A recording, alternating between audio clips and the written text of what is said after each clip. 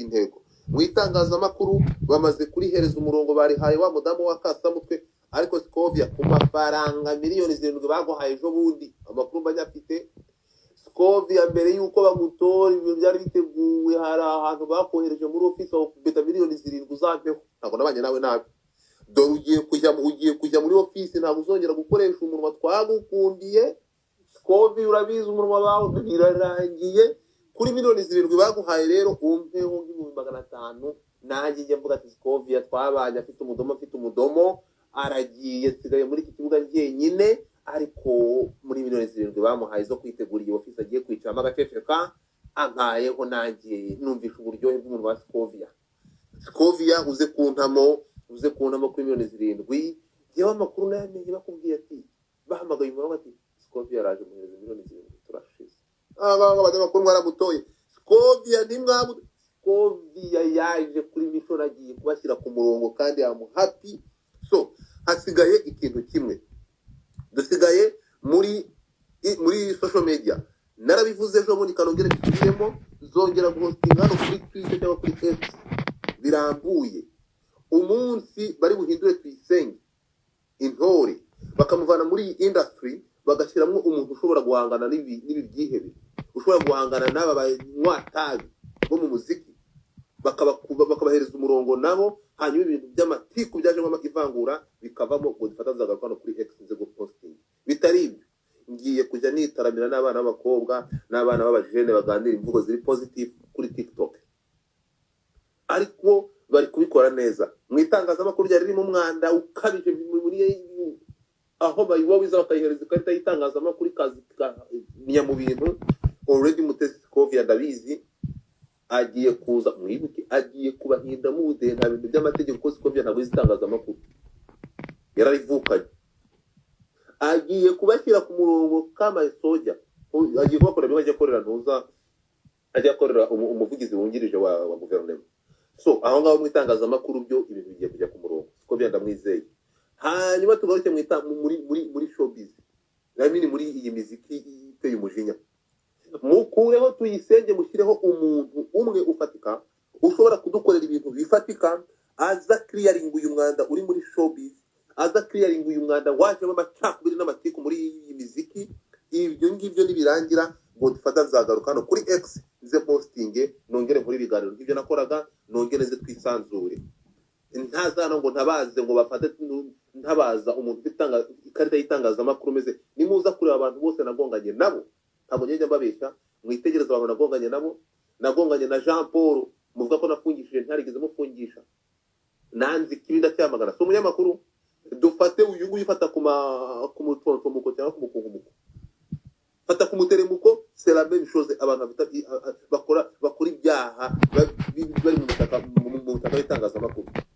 so tukira aho ngaho rero ngo ifata nabaye nkweke iyi platform kugira ngo manze inzego zimanze zikore isuku muri izi social media niyo mpamvu nagiye ariko kumuzi ntashobora kubaho ntavuga murabizi ko ndamutse ntavuze nabyindinda nabaye ngiye gukoresha izindi platform ngo difata nababwiye ko ngiyewe ntabwo ndi kuri level ntashobora kugira audience kuri platform imwe ubu turi kuvugana hano mfite abantu hafi 140 kuri ndabona ko ari kuza kuri X ni muje kuri TikTok murebe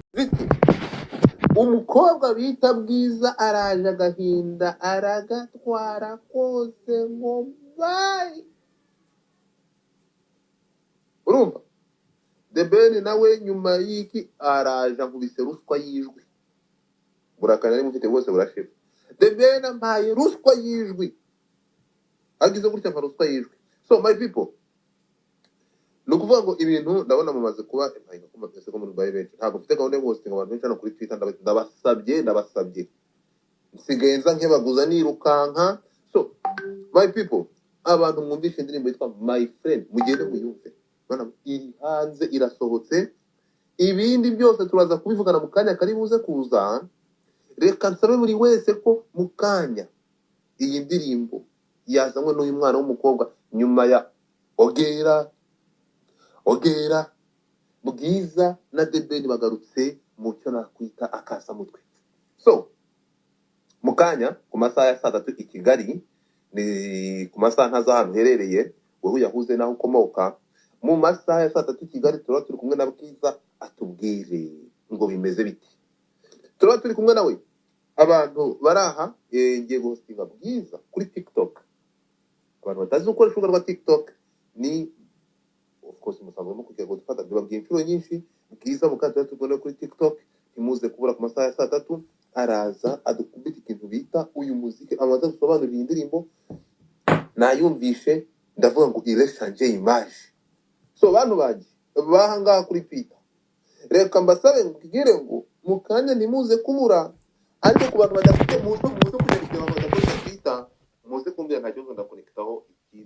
abadakoresha TikTok ndazokonektaho Twitter I mean X yahoze ari Twitter ntimuze kubura umuhanzi kazi Bwiza agiye kuza afata ijwi rye mwamenye muri ogera rudasuga ibintu nk'ibyo. So mukanya tuze guhurira kuri TikTok ni Godfather cyangwa Akasamutwe, you gonna find me right there. Ubundi muze twumve umwana w'umukobwa ufite ijwi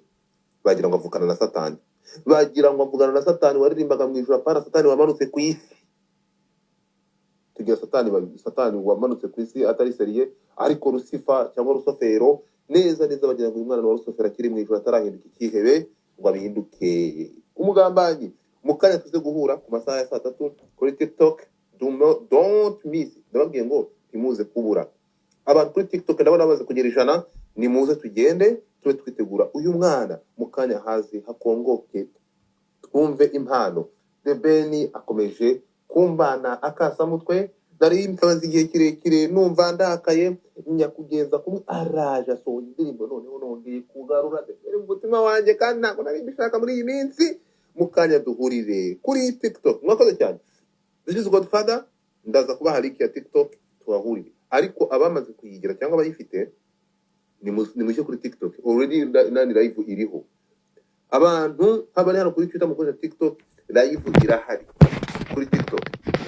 So muzano kuri X ije kuri TikTok itegure uyu mukobwa ugiye kutubera akasongoyeho. Umukobwa ugaruye indirimbo aririmba mu gasesuru meza. Bwiza aririmba none uramwara sinzi umuntu umwandikira